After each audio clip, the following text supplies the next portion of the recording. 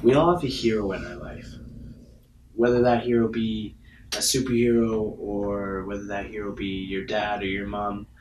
We all have a hero in our life in some spot. Now, where I'm getting at this is that I think what we don't realize is that we can be our own hero, and that there's a hero's journey and a hero's tale to be told inside every single one of us. So this week, the book is The Hero, and basically it goes on about everything I just kind of tied into, and it's about the hero's journey and finding your own journey to your own dream.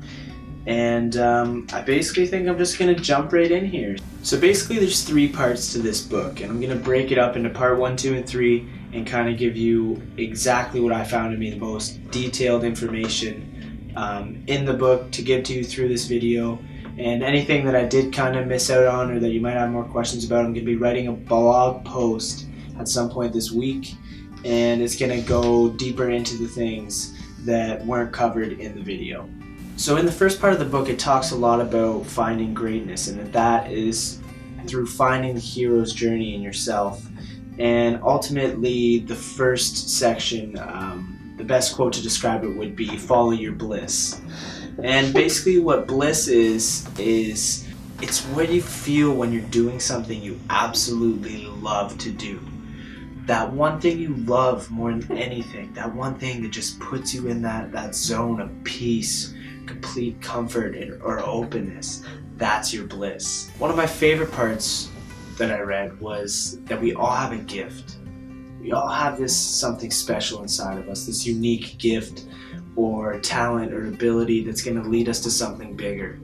And that's what it really tries to drive home, and that's kind of what I'm trying to drive home at the same time. Is that we all do have something unique inside of us, something that's meant to come out, something more than just that 9-to-5 job. There's something inside of you that you love to do that you can make happen. That dream can be your reality. It comes down to understanding that everything has a good and everything has a bad. And it comes down to learning how to take that good out of everything rather than the negative. We can always take that negative, but we can always take that positive as well. Once you learn how to take that positive and really learn how to grow with that, rather than taking the negative and let it stick to you and let the negativity grow inside of you, you can let the positive grow inside of you by just deciding and learning how to choose the positive and find even the positive, because you might be thinking it's a tough thing to do, to find those positive situations in these extremely negative situations, which is definitely in some cases very challenging. But it's something that we have to learn to do.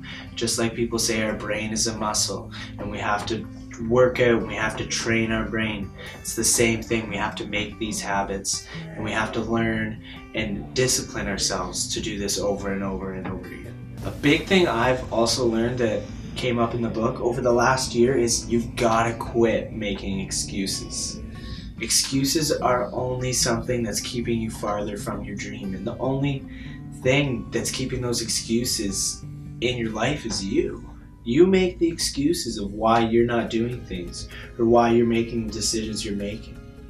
The excuses are your excuses, no one else's. It's no one else's fault but your own, and sometimes that's hard to hear, and I didn't like to hear it either. But at the end of the day, when you quit making excuses for yourself and just do it, you realize that those excuses were pointless in the first place. You also have to ask yourself the right questions. Most people don't even ask themselves questions at all, let alone the right questions. What I mean by this is you don't ask, why did this happen to me? Instead, you might ask yourself, how can I get to where I want to be doing what I want to do? Here's a quick example for you, something I actually want you to try out if you have a second and a pen and a piece of paper. If you don't have one, maybe take a minute to pause it, grab a pen and a piece of paper. This might actually come in handy to you if you're looking to really kick some into gear. Take 2 pieces of paper. On one piece of paper, write down all the things you're good at, all the things you can think of. And on the second piece of paper, write down the things that you would like to do with your life. Take those 2 pieces of paper and start making connections. Just see what you can do, see what you can think of. Don't let your mind limit you to what's possible or what you think is possible or what you think is realistic or not. Write down every possible connection and look at them. Take a look at the map. See what you've got. I guarantee you some of them aren't that crazy. To sum up the first part, you may not be able to see the path that you're about to take or as you're taking it. But if you just go on that path with complete confidence that you know where you're going to end up, it doesn't matter. All that stuff in between is just the story that leads up to exactly what you know you want or what you're determined to have. A lot of those bad days and a lot of those bad feelings and negative vibes you get come from fear. Fear is a big part of our life. It's part of our primal instincts. To be fearful is to be alert and to be in that fight or flight mode. But we've come to let so many things take over us with fear. And visualization is something that actually helps get rid of that fear.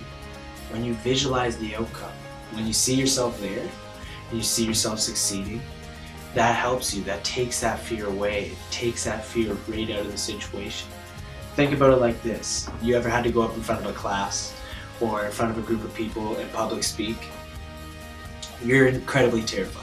You're fearful. And that's simply because you're visualizing that outcome of making mistakes, of screwing up, of people laughing at you or thinking you're bad.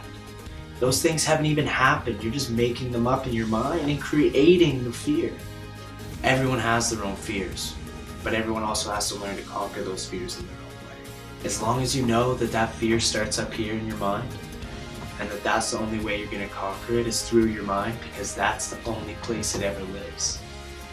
And if you can beat that, and if you can understand that, you're already halfway there. Another thing I'm not going to talk about too much, because I'd probably end up ranting about it forever, is following your intuition.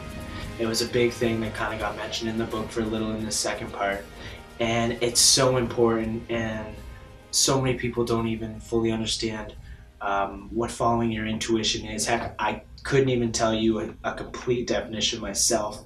I still have trouble every day trying to figure out what my intuition is and what it isn't and what I need to listen to exactly, but I definitely want to make more videos and blog posts about this in the future, being able to help not only myself but other people understand this a little bit more themselves. And finally, to sum up the second part, it basically talks a lot about commitment and being committed and how to be committed. Something I really liked in this part was that if you have a plan B, you're probably gonna get the plan B. And the way I kind of broke this down in my head was that if you have a plan A and a plan B, the only reason that plan B is there is for security.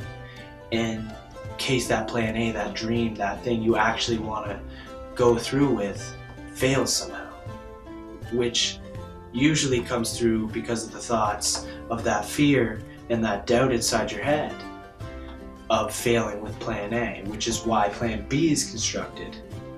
And every time you have those doubts or those insecurities about plan A, you're gonna go to plan B and you're gonna only spend more time planning out plan B, because now you're only that fear. The only thing making you go towards that plan B is that fear of plan A not working.